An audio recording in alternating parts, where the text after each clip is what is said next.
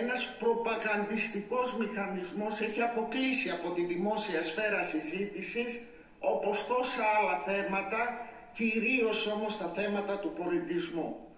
Ψάχνοντας να βρω τι έχει γίνει με τη Σέριφο, μετά τα δημοσιεύματα, μετά από αυτά που ξέρω από τους ίδιους τους ανθρώπους και την τοπική εξουσία για τη Σέριφο, διαπίστωσα ένα πράγμα, κύριε Υπουργέ. Τι σημαίνει η έκφραση νόμιμοι ιδιοκτήτες αυτής της χώρας, και αυτό είναι το μεγάλο πρόβλημα. Συνειδητοποίησα ότι και το 1999 εσείς ήσασταν γενική γραμματέα σε αυτό το Υπουργείο και στη συνέχεια για πολλά χρόνια και μετά υπουργός επί τόσα χρόνια.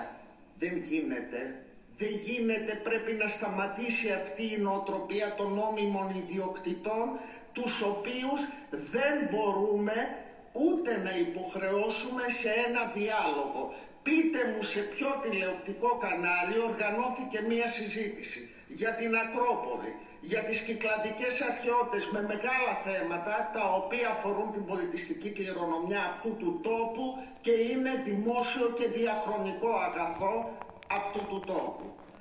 Και έρχομαι σε ένα μείζον θέμα, αυτό της Σερίφου. Τα είπαμε και στην Επιτροπή της Βουλής. Έψαξα να βρω. Είπατε ότι είχε καταθέσει ιδιώτης, μιλάμε για τη Σέριφο, για την ιστορική μνήμη αυτού του τόπου, των εργατικών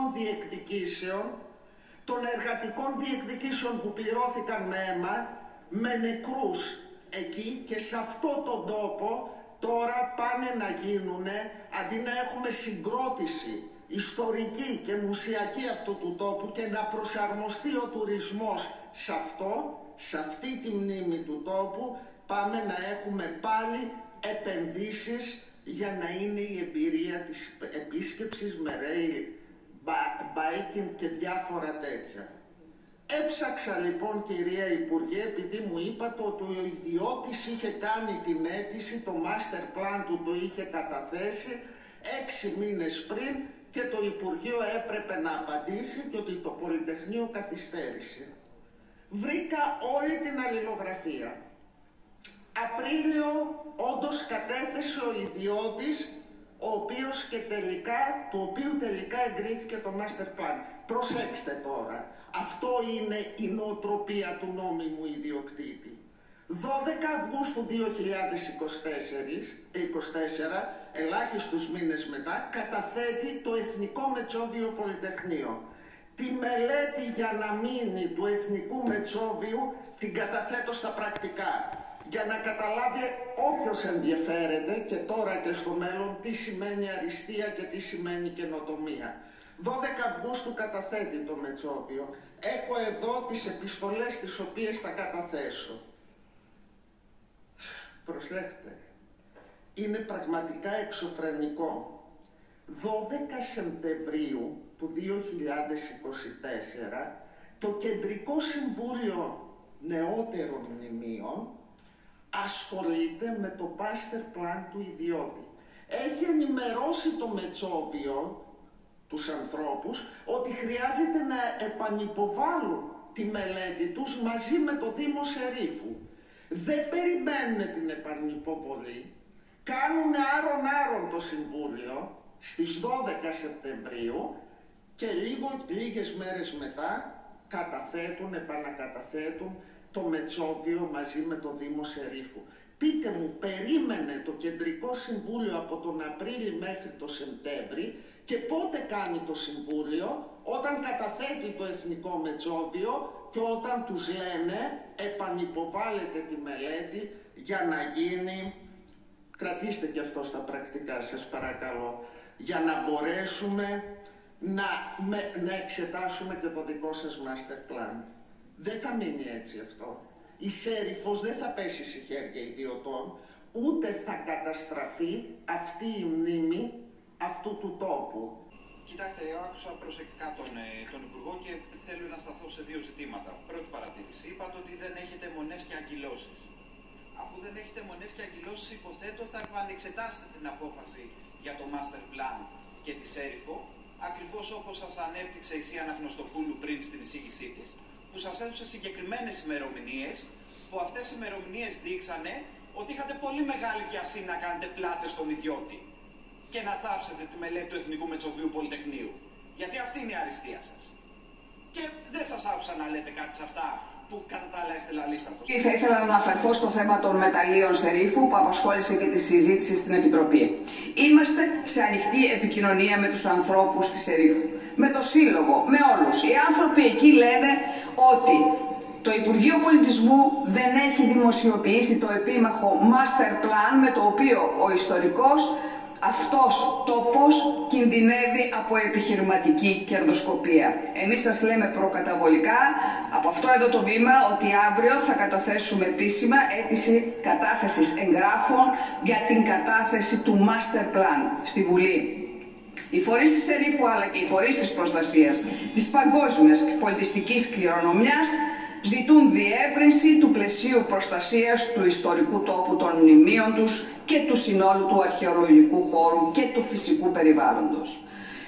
Σας λέμε να λειτουργήσετε σε συνεργασία με το Εθνικό Μετσόβιο Πολυτεχνείο, με την τοπική κοινωνία και να καθίσετε στο τραπέζι με καλή πίστη και να τους ακούσετε και να θωρακίσετε έναν τόπο μοναδικό.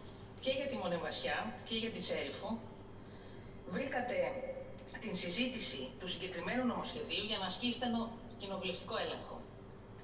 Αυτό να πω απλά ότι αντιτίθεται στον κανονισμό της Βουλής. Το λέω τυπικά. Το ξεπερνώ λοιπόν αυτό. Πάμε να δούμε ξανά τη Σέριφο. Επιμένετε και λέτε ότι το Υπουργείο Πολιτισμού, οι αρμόδιες διευθύνσεις, δεν υπάρχει υπουργός εδώ, δεν υπάρχει υφυπουργός, δεν υπάρχει πολιτική ηγεσία, ότι οι αρμόδιες διευθύνσεις αγνόησαν αυτό το οποίο κατέθεσε το Πολυτεχνείο. Μα και από αυτά που είπατε εσείς και αυτά που λέω εγώ, αποδεικνύεται ότι το Πολυτεχνείο κατέθεσε πολύ αργότερα από τον όποιον ιδιώτη την μελέτη την οποία εκπώνησε με το Δήμο. Μισό λεπτό. Όταν κατετέθη αυτό το οποίο κατέθεσε, γιατί δεν τα είπαμε και όλα, δεν τα είπατε προηγουμένως όλα, ότι υπήρξαν επικοινωνίες, ότι θα καταθέσουμε, θα σας το φέρουμε. Εν τέλει, πότε κατετέθη αυτό το οποίο είναι το σύνολο της μελέτης? Κατετέθη μετά την συζήτηση στο Κεντρικό Συμβούλιο Νεωτέρων Μνημείων. Η δε απόφαση της Γενικής Διευθύντριας Αναστήλωσης Μουσείων και Τεχνικών Έργων εξεδόθη τον Οκτώβρη. Όλοι αυτοί οι οποίοι σήμερα, δηλαδή μέσα Φεβρουαρίου, θυμήθηκαν ότι αυτό είναι καταστροφή, που ήταν τότε, στο κάτω-κάτω γιατί δεν κατέφυγαν στο Συμβούλιο της Επικρατείας να προσβάλλουν τη συγκεκριμένη απόφαση? Ποιος θα τους εμπόδιζε? Ποιος θα έλεγε γιατί το κάνουν? Ένα αυτό. Δεύτερο, στην απόφαση τη συγκεκριμένη, τι λέγεται? Λέγεται ότι θα επανεξεταστεί η οριστική μελέτη. Γιατί το είπε αυτό το Κεντρικό Συμβούλιο Νεωτέρων Μνημείων, που αποτελείται από 15 άτομα τα οποία είναι εξέχοντα στην επιστήμη τους? Το είπε αυτό ακριβώς για να ελέγξει το πώς θα εφαρμοστεί σε περίπτωση που κατατεθεί οριστική μελέτη. Γιατί έχετε και το θέμα το ιδιοκτησιακό, όπου εκεί το Υπουργείο Πολιτισμού τα τελευταία 200 χρόνια λέει ότι δεν μπορώ να μπω στο ιδιοκτησιακό καθεστώς. Στο κάτω-κάτω δεν είναι κάτι που θα κάνει, δεν είναι ένα έργο του Υπουργείου Πολιτισμού, είναι ένα έργο το οποίο αφού πάρει όλες τις νόμιμες άδειες και αφού εξεταστεί η οριστική του μελέτη, τότε θα δούμε, θα ελέγξουμε την οριστική μελέτη και θα δούμε τι μπορεί να γίνει. Επίσης, κυρία Αναστοπούλου, ούτε λίγο ούτε πολύ μου είπατε ότι δεν φροντίσαμε να οργανώσει κάποιο κανάλι μια συζήτηση για τα θέματα του πολιτισμού. Εμείς λοιπόν, αυτή η κυβέρνηση, δεν λέμε στα κανάλια τι θα προβάλλει, εσείς το επιχειρήσατε την εποχή που ανήκατε στο ΣΥΡΙΖΑ. Ο ΣΥΡΙΖΑ επιχείρησε τον έλεγχο των καναλιών και όχι η σημερινή κυβέρνηση να μας λέει τι θα παίζουν τα κανάλια. Ποιος σας είπε ότι είμαστε κατά του δημοσίου διαλόγου? Προφανώς δεν είμαστε και δεν είμαι προσωπικά, αλλά εσείς όλα αυτά τα τοποθετείτε à la carte.